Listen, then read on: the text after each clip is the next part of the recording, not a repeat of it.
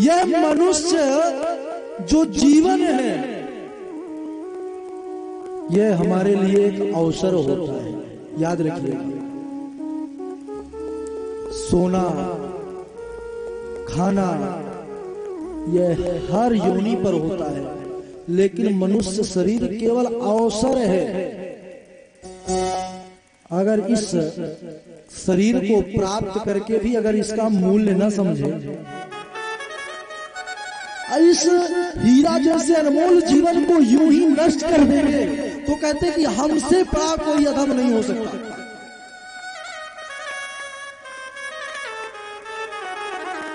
क्या गति होती है?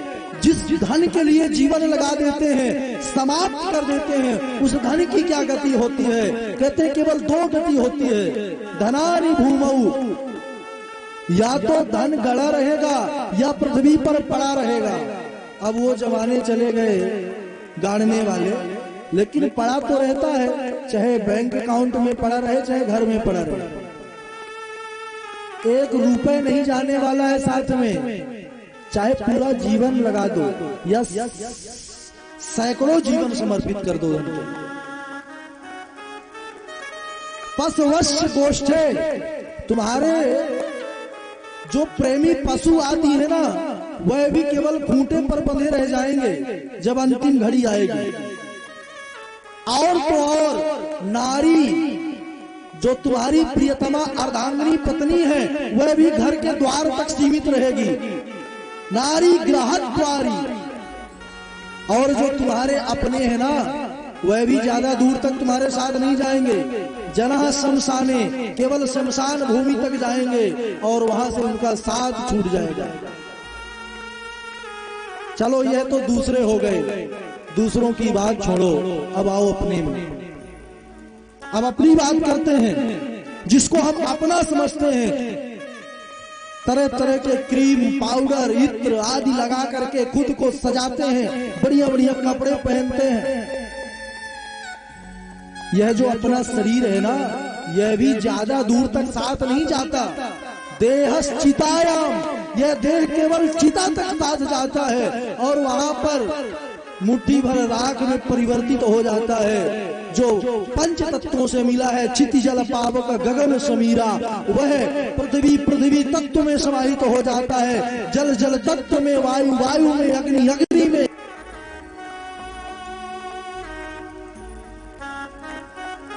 अब वास्तविक यात्रा प्रारंभ होती है बाबूजी। जीवन तो एक अवसर था। अब कहते हैं यहाँ पर कि धर्मानुगो गच्छति जीवैका, कोई नहीं जाता, केवल जीव को अकेला जाना पड़ता है। और सज्जनों, केवल अपने सत्कर्म, अपने कर्म अपने साथ जाते हैं। तो समझने वाली बात यह है कि जो अपने साथ जाएगा, जो हमारे पास सदैव पूंजी रहेगी, क्या हम वह पूंजी एकत्रित कर रहे हैं? क्या हम जिससे हमारा कल्याण होगा, क्या हम वो कर पा रहे हैं जीवन में? ठीक है, हम परिवार में हैं, समाज में हैं, सब दायित्वों को निभाना है, लेकिन क्या अपने को भूल जाना है? नहीं।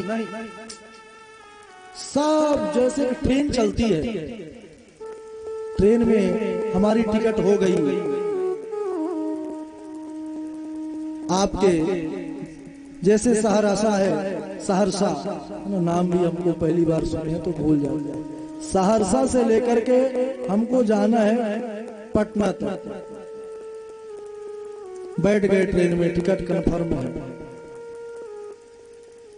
अब बैठे बैठे जो है 4 लोग और मिल गए, सबसे हाल चाल होने लगा, है ना। पास में है पटना, ज्यादा दूर नहीं है, तो कई स्टेशन पे रुकती जाती है। तो जो स्टेशन रुकने वाले हैं वहां की भी सवारी बैठी रहती है, उतरती है। अब उसको पकड़ लें हाथ कि नहीं उतरने नहीं देंगे। आप बहुत अच्छा बोल रहे थे, बहुत अच्छा लग रहा था आपका दरबार, आपका सत्संग, और बैठिए। तो कहेगा मूर्ख हो क्या? अरे पागल हो, हमारा स्टेशन हमारा घर आ गया, हम उतरेंगे नहीं? हमारे साथ चले जाएंगे पटना, चलो।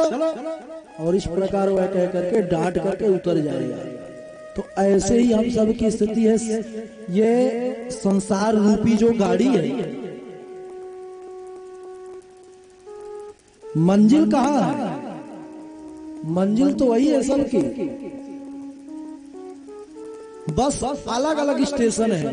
कोई कब जा रहा है, कोई कब उतर रहा है, कोई कब उतरेगा, इस पर है भाई। और अगर हम सोच लें कि नहीं नहीं यह यात्री ही सब कुछ है, तो ऐसा नहीं है। ठीक है, माता माता जी हैं, पिता पिता जी हैं, आप सम्मान करिए, उनकी सेवा करिए, लेकिन खुद को मत भूलिए कि हमको भी उतरना है स्टेशन में, हमारी भी टिकट कटी है। तो अपने लिए भजन करिए। जब भजन होगा ना, तभी वह महादेव की कृपा होगी। आप सब बड़े धर्मात्मा हैं, बड़े पुण्यात्मा हैं, तो यही प्रयास करना है हमको। धनानि कहते हैं कि पशवश्च गोष्ठे नारी ग्रह द्वारी जना शमशाने देहस्थितायाम परलोक मार्गे धर्मानुगो गच्छति जीवे। कहा जाता तो केवल जीव अकेला है। किसी ने कहा कि भाई एक बहुत पहुंचे व्यक्ति थे, उनका देहावसान हुआ, शरीर छूटा, तो उनके यहाँ कई हजार लोग गए थे अंतिम यात्रा में।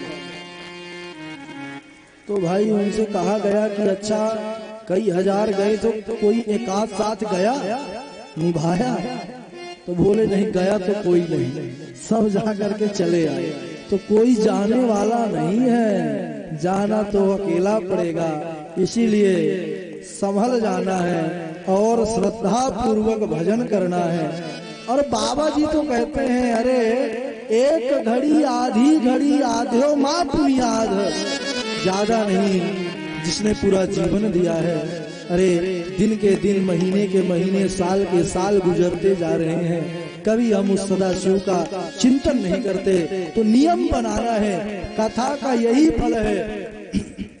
बैठ करके भले ही 5 मिनट, लेकिन चुपचाप एकांत में बैठ करके और मन से मन की तार जोड़ करके और महादेव का चिंतन करना है।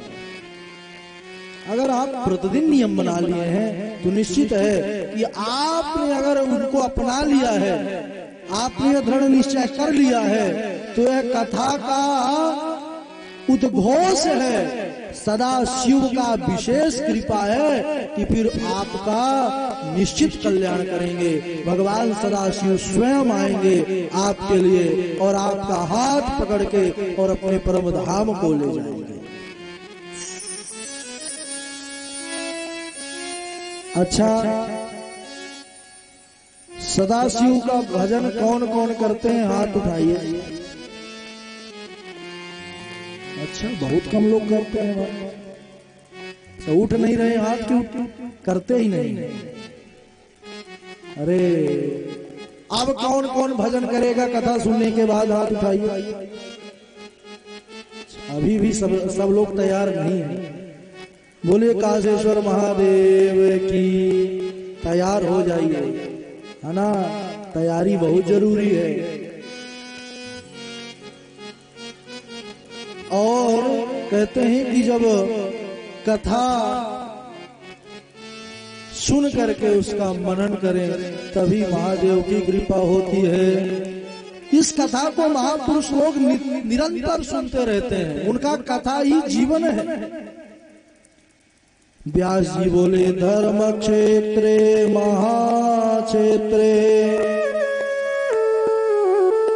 गंगा कालिंदी संगमे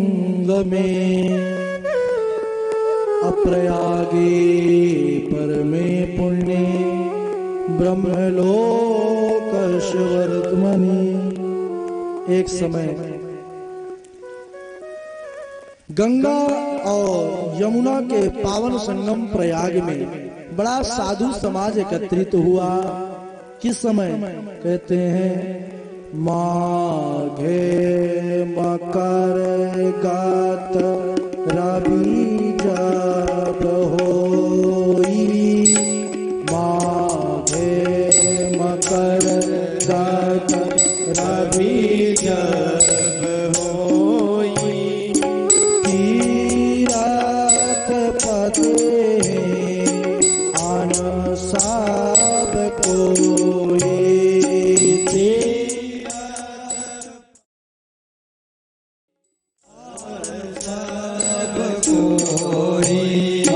माघ मकर गात रवि जब होई, माघ मकर गात रवि जब होई, माघ मकर गात रवि जब होई, माघ मकर गात रवि जब होई,